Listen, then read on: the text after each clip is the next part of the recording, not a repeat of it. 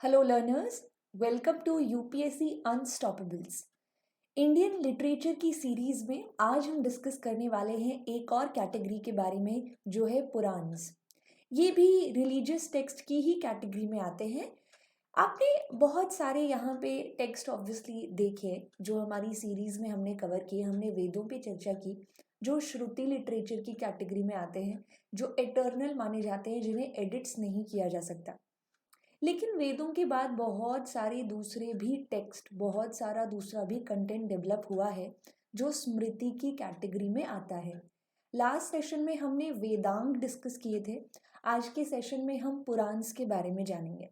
पुराण भी स्मृति कैटेगरी में भी आते हैं।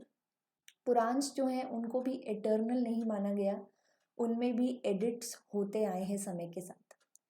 पुराण शब्द, इस शब्द को अगर देखा जाए तो ये वर्ड जो है इसका मतलब ओल्ड यानी पुराना होता है। तो पुराणों में क्या है? पुराणों में है कथाएं जो कि एक तरीके से वेदों में दी गई नॉलेज को कॉम्प्लीमेंट करती हैं। अब वेद तो एटर्नल थे, वो तो यहाँ पर गॉड के द्वारा खुद रिवील किए गए। उन्हें प्रॉपरली समझने में आम लोगों को काफ़ी मुश्किल होगी। तो आम लोगों को वेदों का जो ज्ञान है वो कथाओं के जरिए दिया जा सकता है, और यही कथाओं का जो कलेक्शन है वो है Puranas. According to traditional, according to Hindu believes, Puranas का कॉम्पोजिशन ऋषि वेद व्यास के द्वारा ही किया गया है।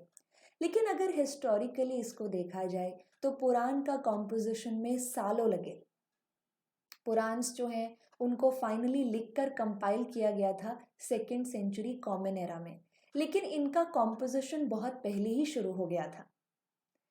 पुराण्स, आपको यहाँ पर 18 महापुराण और 18 उपपुराण देखने को मिलते हैं जिनके बारे में हम चर्चा करेंगे। आज का डिस्कशन हमारा महापुराण पर होगा। देखिए, सबसे पहले तो इस डिफरेंस को हमें समझना ज़रूरी है कि कुछ पुराण्स को महापुराण और कुछ पुराण्स को उपपुराण क्यों कहा गया। सबसे पहला यहाँ पे जो कारण दिया जाता है, जो नॉर्मली इन्हीं पुराण्स में हमें मिलता है, जो आपको स्क्रीन पर लिखी हुई देखने को मिल रही हैं, वो ये है कि महापुराण्स का कॉम्पोजिशन ऋषि वेदव्यास जी के द्वारा किया गया। लेकिन लेटर पीरियड में बहुत से दूसरे ऋषिज भी आए जिनके द्वारा कुछ कंटेंट डेवलप हुआ है, जिन्हें उपपुराण की कैटेगरी में रखते हैं। काफ़ी स्कॉलर्स ये भी कहते हैं कि उपपुराण का कंटेंट एक्चुअल में महापुराण का ही सब सेक्शन है। लेकिन काफ़ी स्कॉलर्स ये भी कहते हैं कि उपपुराण जो हैं वो ऐसा भी कुछ कंटेंट कैरी करती हैं जिनके वजह से वो महापुराण से भी इम्पोर्टेंट हो जाता है। तो द डिफरेंस बिटवीन उपपुराण्स एंड महापुराण्स इज नॉट वेरी क्लियर। तो हम एक सिंपल डिफरेंस के साथ ही चलेंगे कि ये जो 18 महापुराण्स हैं इनका कंटेंट, इनका कॉम्पोजिशन ट्रेडिशनली वेद व्यास जी से ही जोड़ा जाता है, और लेटर जो पुराण्स डेवलप हुए वो उपपुराण की कैटेगरी में आए जो दूसरे ऋषियों से जुड़े हैं। एंड उन उपपुराण्स में जो भी कंटेंट है वो महापुराण का ही थोड़ा एलाबोरेट कंटेंट है। महापुराण से ही उठाया गया कुछ एलाबोरेट आपको कंटेंट देखने को मिलेगा। महापुराण, 18 महापुराण आपको देखने को मिलते हैं जिसमें विष्णु, नारद, भागवत, गरुड़, पद्म, वराह, मत्स्य, कूर्म, लिंग, शिव, स्कंद, अग्नि, ब्रह्मांड, ब्रह्म वैवर्त, मार्कंडेय, भविष्य, वामन और ब्रह्म पुराण शामिल हैं। अब आप स्क्रीन पे ये भी देख पा रहे होंगे कि मैंने इनको अलग कलर्स में रखा है। जो 18 महापुराण्स हैं उनको 3 कैटेगरीज में बांटा जाता है: सात्विक पुराण, राजसिक पुराण और तामसिक पुराण। ये मतलब कैसे? इमेजिन कीजिए कि अगर आप यहाँ पर किसी पांचवी क्लास के बच्चे को पढ़ाना चाहते हैं मैथमेटिक्स, तो ऑब्वियसली बात है कि आप उसे पीएचडी लेवल की मैथमेटिक्स तो नहीं सिखाएंगे, क्योंकि पहले उसे 1 2 3 इन नंबर्स की जानकारी होनी चाहिए, एलसीएम एचसीएफ निकालना सीखना होगा, तभी वो हायर लेवल की मैथमेटिक्स को समझ पाएगा। इसी तरीके से जो हिंदू ट्रेडिशन के हिसाब से हमारे इस धरती के ऊपर जो मनुष्य होता है, लोग होते हैं, उनमें अलग अलग प्रकार की क्वालिटीज़ होती हैं। किसी में सात्विक होती है, किसी में राजसिक होती है, किसी में तामसिक होती है।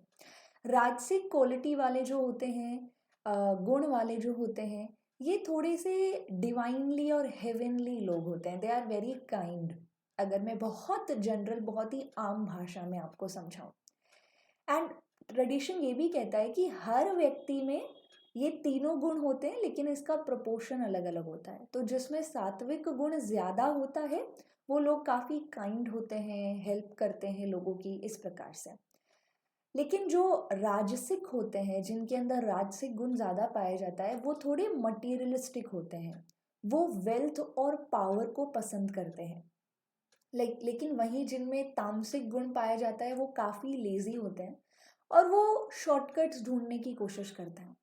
मतलब अगर मैं लोगों को एज वर्शिपर भी देखूं तो ये सात्विक गुण जिनमें ज़्यादा होता है वो अलग अलग तरह के गॉड्स की पूजा करते हैं।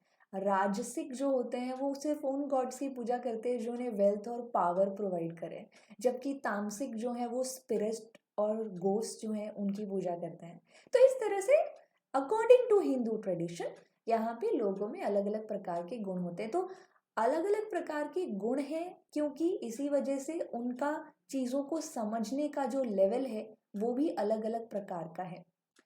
तो यहाँ पे तामसिक, मत्स्य, कूर्म, लिंग, शिव, स्कंद और अग्नि, ये जो पुराण्स हैं ये तामसिक गुणों वाले व्यक्ति जब पढ़ते हैं तो वो अपने लेवल को एक लेवल अप कर सकते हैं। वो तामसिक गुण से ऊपर उठ के राजसिक बन सकते हैं।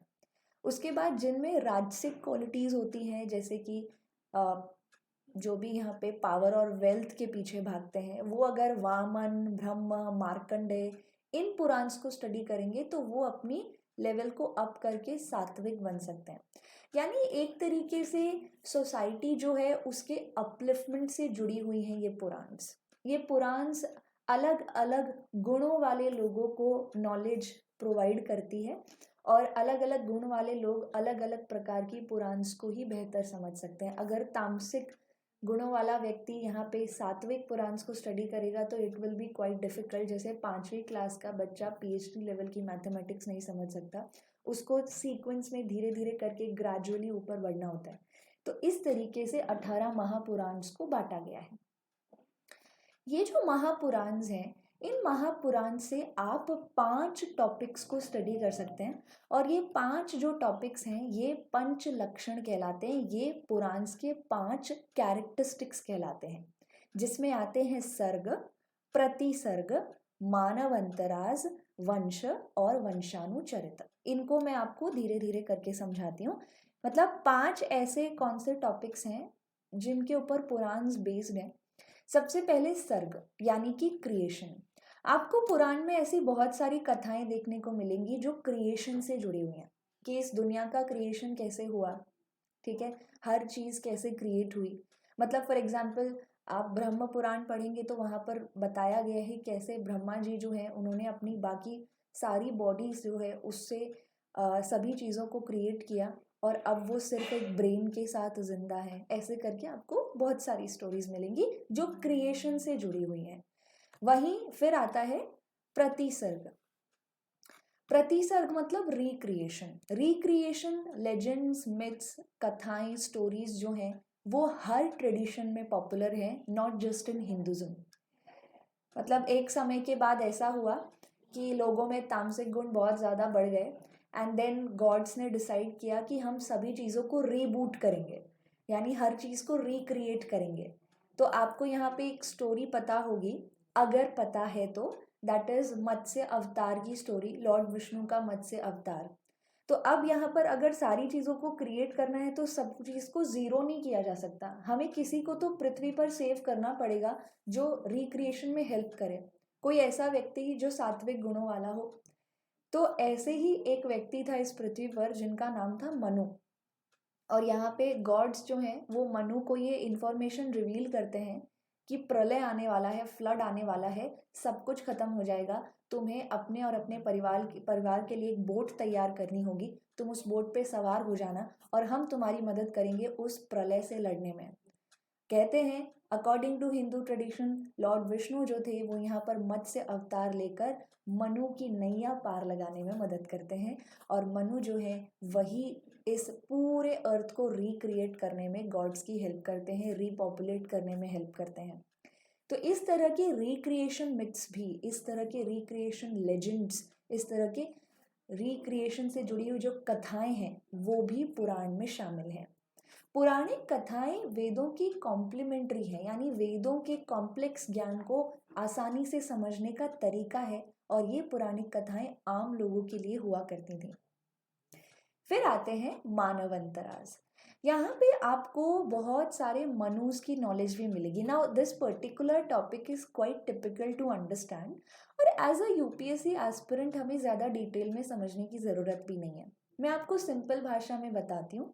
हिंदू ट्रेडिशन के हिसाब से हम सभी के ऊपर कोई ना कोई एक ऑब्जर्वर बैठा होता है। जैसे मान लीजिए एक बिल्डिंग है, उस बिल्डिंग का एक वॉचमैन है, उस वॉचमैन का जो टाइम पीरियड है वो 5 घंटे का है। वो 5 घंटे अपनी ड्यूटी देता है, उसके बाद वो चला जाता है, नया वॉचमैन आता है। इस तरीके से शिफ्ट में काम चलता है। तो ऐसे ही हिंदू ट्रेडिशन के हिसाब से हम सभी के ऊपर कोई है जो नज़र रखे हुए है, जिसे हम मनु कहते हैं। और बहुत सारे मनुज आए हैं और जा चुके हैं। जब उनका टेन्योर पूरा हुआ तो उनकी भी जानकारी हमें पुराण्स में मिल जाती है।